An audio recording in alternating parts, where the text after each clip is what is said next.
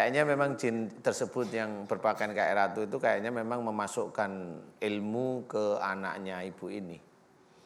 Memasukkan ilmu pada waktu sampai bayi, kemudian ini memang kayaknya bisa aja ilmu ini belum sempurna di anak.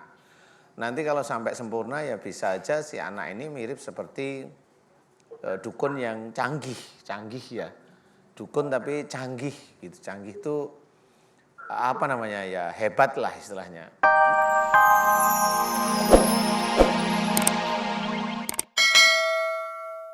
Ya, kata ustadznya, maaf. Kata ustadznya syaratnya apa emang saat itu kalau boleh tahu? Bicara, katanya si Boy itu bilang, ini bayinya lagi dipinjam, dia bilang gitu. Apa ustadz? Apa Bu? Saya juga nggak dengar. Dipinjam.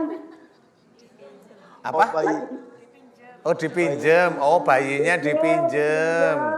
Yang minjem siapa katanya Ustadz, Bu? Wah, ada. Sebelumnya sih saya bermimpi, bukan bermimpi Pak Ustadz. Ya. Kejadiannya malam, Ya. kalau nggak salah malam Rabu.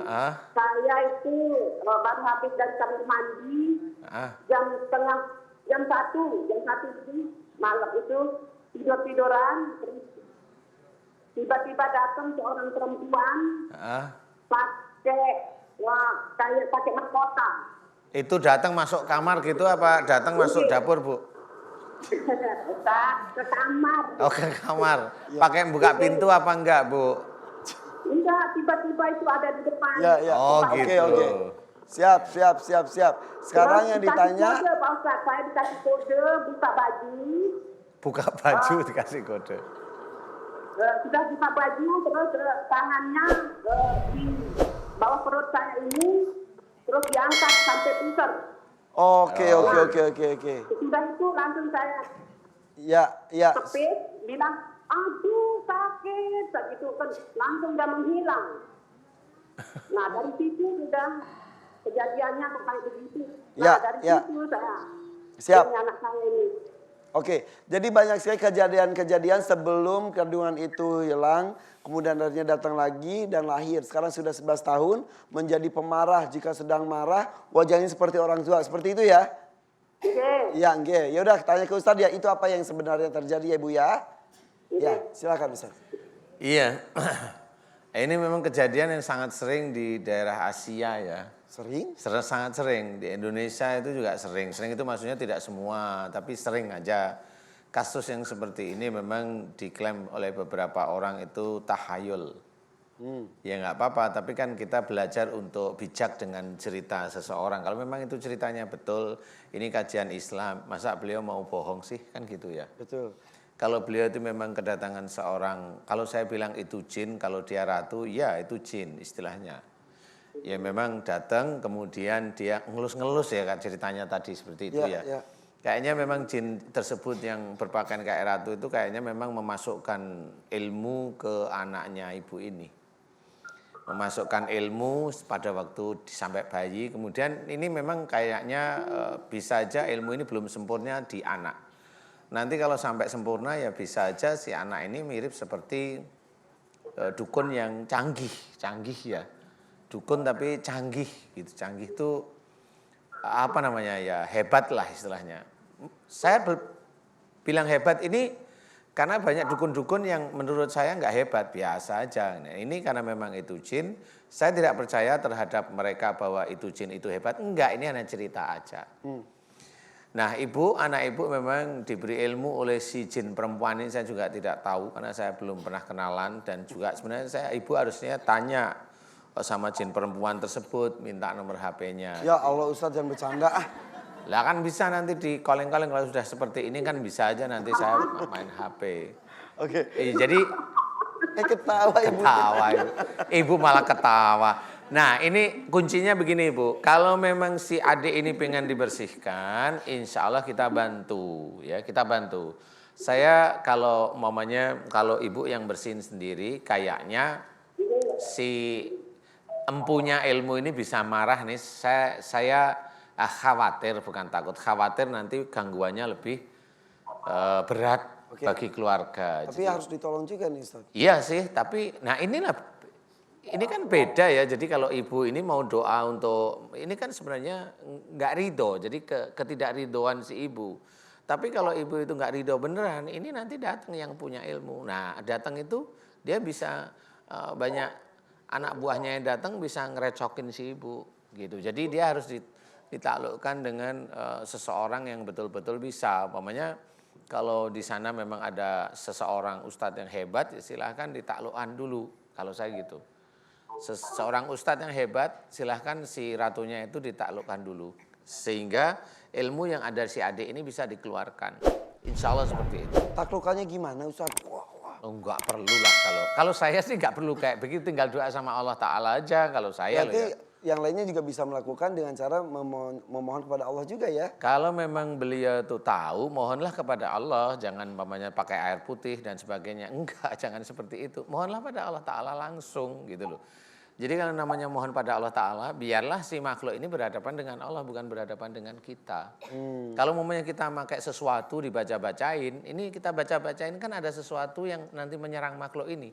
Makhluk itu tahu diserang, dia akan nyerang balik, tapi nanti dia akan mencari waktu yang tepat bagi orang untuk diserang. Sebenarnya begitu aja. Kalau orang itu tidur pasti masuk nih serangan. Nah inilah yang nantinya akan menjadikan orang ini akan kesakitan setiap saat. Ya Allah. Tapi sebetulnya itu kan yang si ratu-ratu itu gaib ya. Keuntungan buat dia apa? Memasukkan ilmu dan mengganggu tanda kutip anak tersebut. Keuntungannya apa? Sebenarnya saya tidak tahu persis, bisa aja memang dia mau memasukkan ilmu di situ untuk menguasai. Akhirnya kerajaan dia sebagiannya kan ada di anak itu. Kerajaannya dia sebagian ada di anak itu. Ya kalau sudah ada di anak itu kan nanti anak ini gede umpamanya, kemudian karena dia umpamanya mau diberi agama oleh orang tuanya, dia nolak nanti. Jadi jin itu karena memang itu nggak muslim, jin itu akan menolak terus, jadi nggak mau dia. Jadi jinnya itu pasti nggak muslim kayak yang pasti seperti itu. nggak muslim, yakin jin muslim nggak ada yang begitu-begitu. Oke. Jin muslim itu tidak akan mau dipanggil oleh seseorang walaupun orang itu muslim dah. Itu paling gampang saya bilang. Jadi kalau ada seorang muslim dia bilang jinnya muslim, bohong. Oke. Karena apa? Saya tanya, bisa ngelihat enggak? Kalau enggak bisa lihat, kok bisa ngaku-ngaku jinnya muslim? Ada KTP-nya. Ada KTP-nya. Loh dia bersahadat loh. Dia bersahadat iya, tapi sholatnya belum tentu. Ya.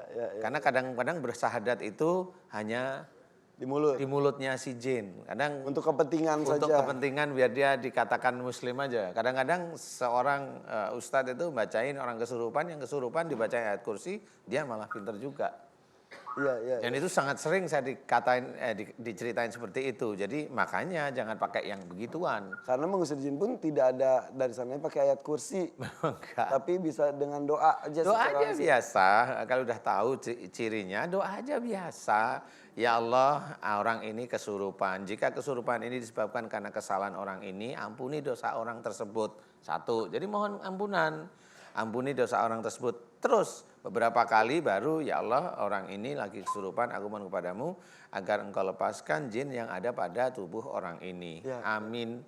Nah, tinggal ditunggu aja sebentar kan gitu. Ya. Nah ini sama ibu yang di Lombok, ini harus dikeluarkan. Tapi saya khawatir kalau ibu yang mengeluarkan bermasalah dengan si ratu yang saya juga belum kenal ya. Kalau kenal saya minta WA-nya nanti ya. Ibu sebenarnya doanya insya Allah gampang, bahwa ibu tidak ridho. Coba ibu tidak usah ngilangin dulu.